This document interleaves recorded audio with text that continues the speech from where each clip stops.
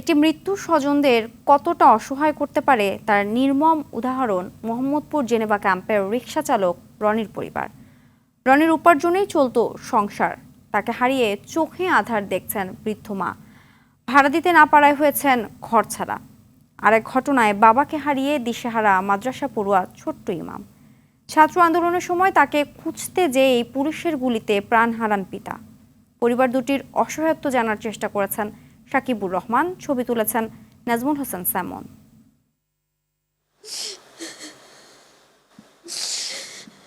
ছেলের মৃত্যু 2 মাস না যেতেই হয়েছেন ঘরছাড়া। ভাড়া বাকি পড়ায় বের করে দেয়া হয় বৃদ্ধ মাকে।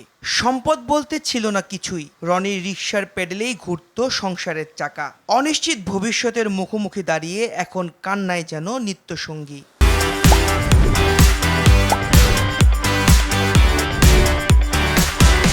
আমার একটাই ছেলে ছিল, রিক্সা চালাইতো। আমি আমার ছেলে আমরা দুজন একটা ছোট ঘর ভাড়া নিয়ে থাকতাম। এখন কয়দিন ধরে আমার মেয়ের কাছে, এখন আমি, ওরও তো বিয়ে হয়ে গেছে, সংসার আছে। 18 জুলাই ছাত্র আন্দোলনে আল্লাহ করিম মসজিদের সামনে পুলিশের গুলিতে লুটিয়ে পড়ে রনি। বেঁচে থাকার একমাত্র অবলম্বন নারী ছেঁড়া ধনকে হারিয়ে দিশেহারা মা। 12টার সময় শুনছি আমার ছেলের গুলি লাগছে, সে বাংলা নিয়ে গেছে।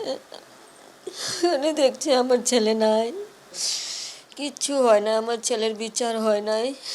আরেক নির্মম পরিহাস যেন মনসুর মিয়ার পরিবারে। বসিলা ব্রিজের সামনে 19 জুলাই পুলিশের গুলিতে নিহত হন তিনি। বেরিয়েছিলেন ছেলের মাদ্রাসার খোঁজ নিতে, সেই খোঁজ আর নেওয়া হবে না কখনো। পোলারে মাদ্রাসায় দিমু তো ওর জন্য একটু দেখতে গেছিল, যে দেখে আসি রাস্তাঘাটের পরিস্থিতি কেমন।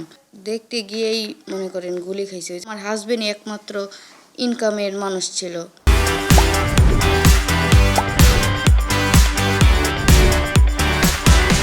ছোট্ট সন্তান বড় হয়ে বাবার হত্যার বিচার করতে চায়, হাফেজ হয়ে পূরণ করতে চায় বাবার শেষ স্বপ্ন। আমার বাবা আমাকে হাফেজ করানোর জন্য চেয়েছিল। আমার বাপের স্বপ্ন আমি পূরণ করব। আমি হাফেজ হয়ে আদালতে এসে বিচার করব।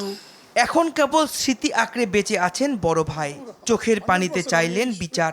এই ফ্যাসিস্ট সরকারের বিচার তো অবশ্যই চাই। কারো কাছে কোনো আমরা অনুদান পাইনি। এখনো কোনো সরকারি বেসরকারি কোনো লোক আমাদের কাছে আসেও না, যা কোনো কথা জিজ্ঞাসা করে না। এমন গল্প যেন স্বজনহারা প্রতি পরিবারের। সঙ্গে আছে সরকার বা কোনো পক্ষের থেকে সহযোগিতা না পাওয়ার চাপা ক্ষোভ। সহযোগিতার গল্প শোনালেও এখনো কেউ পাশে দাঁড়ায়নি তাদের।